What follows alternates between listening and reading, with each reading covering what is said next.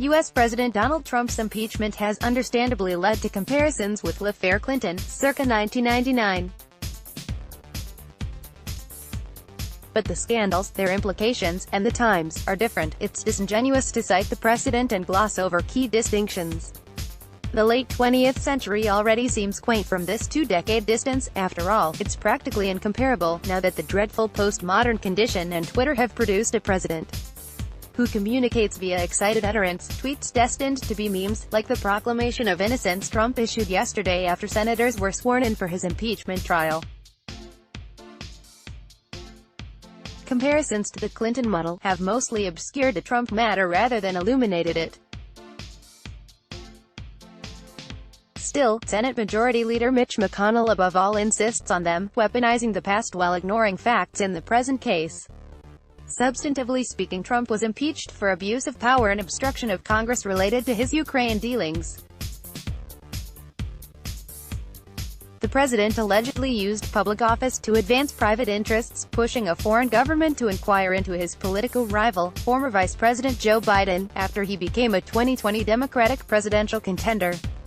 To pressure Ukraine, Trump conditioned congressionally approved aid on compliance, withholding funding until concerns became public. He reportedly tried to hide the scheme, literally by improperly storing a key record and more, figuratively under the guise of policymaking, and finally by blocking people with knowledge of the case from participating in the House impeachment inquiry.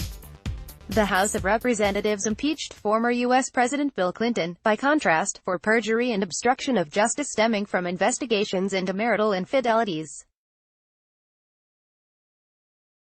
Senators were reticent to develop trial evidence against him, at least partly because discussing the sordid sexual details during nationally televised proceedings was distasteful to all. Republicans and Democrats pretty much agreed he acted improperly, even if they didn't all see eye to eye on the impeachability of his offenses. The case against Trump pertains to affairs of state, though. Unlike Trump's alleged scheme, Clinton's marital infidelities didn't arguably jeopardize presidential election integrity by inviting foreign influence or threaten the national security of the United States and an ally. The charges leveled against Trump also have broader implications than those leveled at Clinton, and they warrant further exploration.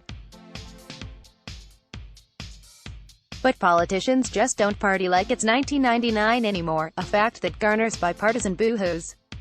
Stark partisanship. Many Americans, including Democrats, thought what Clinton did was wrong.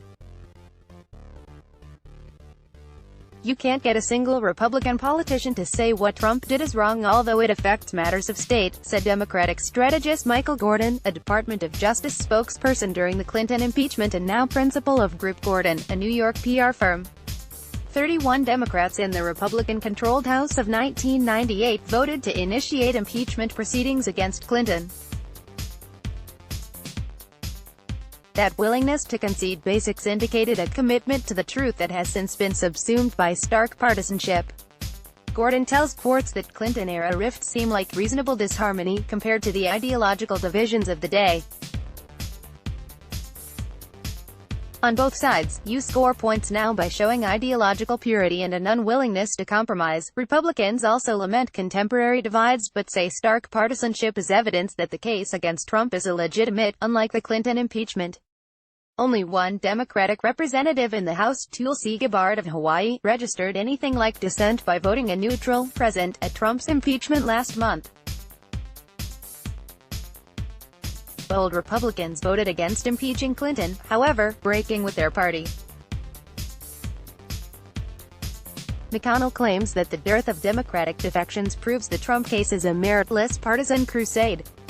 But that's faulty reasoning, argues former Obama administration White House counsel Bob Bauer in l'affaire. Partisan division isn't an acid test for an impeachable offense. Comparing the ideological rifts misses the more important questions about what Trump did and why. Finding out is proving difficult, though, as McConnell also cites the Clinton precedent to support limiting evidence in Trump's looming trial. The evidentiary perspective. McConnell says the Clinton precedent applies because it's recent and was agreed to unanimously by senators. But the substance of the cases, and the evidence available now are dramatically different, among all the other distinctions. At the Clinton impeachment trial, senators relied on a wealth of documents and depositions, in addition to hearing from witnesses. Trump has strategically blocked record development, barring witnesses from cooperating with impeachment investigators, as House Speaker Nancy Pelosi noted recently in a tweet urging senators to allies then point to the void and say absence of evidence indicates there's no case. But senators could get to the bottom of things, whether to clear the president, discover the truth, fulfill their constitutional duties, or even just for the optics. They can subpoena documents and witnesses, and given recent developments have good reason to do so. Former National Security Advisor John Bolton said recently that he'll testify after previously refusing, and some conservative voters want to hear from him. Republicans for the Rule of Law, a group of self-described lifelong GOP loyalists dedicated to defending the institutions of our republic, just launched a $1 million, one-week ad campaign aimed at viewers of Fox, featuring clips of politicians scoffing at the quality of impeachment evidence followed by a narrator saying, "Now, John Bolton, a witness with first-hand information, has agreed to testify in the Senate trial." Senate Republicans, Americans deserve the truth. Let Bolton testify. Lev Parnas, indicted businessman and associate of Trump's personal attorney, Rudy Giuliani, also just publicly disclosed damning details in the Ukraine matter. He claimed Trump directed the pressure campaign personally and implicated Vice President Mike Pence and Attorney General William Barr in the scheme, providing records purporting to support his contentions. Meanwhile, the Government Accountability Office on Thursday issued a report on the withheld Ukrainian aid, concluding, in the summer of 2019, the Office of Management and Budget withheld from obligation funds appropriated to the Department of Defense for security assistance to Ukraine. Faithful execution of the law does not permit the president to substitute his own policy priorities for those that Congress has enacted into law. The Clinton model. Little is known about how the looming Senate trial will unfold. What's certain is that McConnell insists the Clinton model applies. That means witnesses and new evidence will be considered after initial presentations by the prosecution and defense, so House trial managers have no assurances that they can make the fullest case possible. All we are doing here is saying, we are going to get started in exactly the same way 100 senators agreed to 20 years ago. What was good enough for President Clinton is good enough for President Trump, he argued. But there is one very important difference: the power dynamic. In 1998, when the House voted to impeach Clinton, Republicans were in control, though they lost it in that year's election.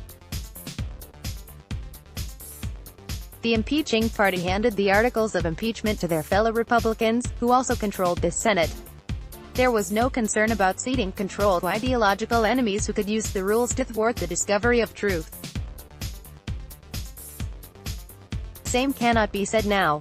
McConnell admits he's working with the president, said it's absurd to cite the Clinton impeachment, as if it was a gold standard rather than the accidental fruit of time, circumstances, and that convenient power dynamic. It is just one more example of the majority leader confusing his comparisons and skipping the devilish details that make all the difference between the cases. Let's block ads. Why?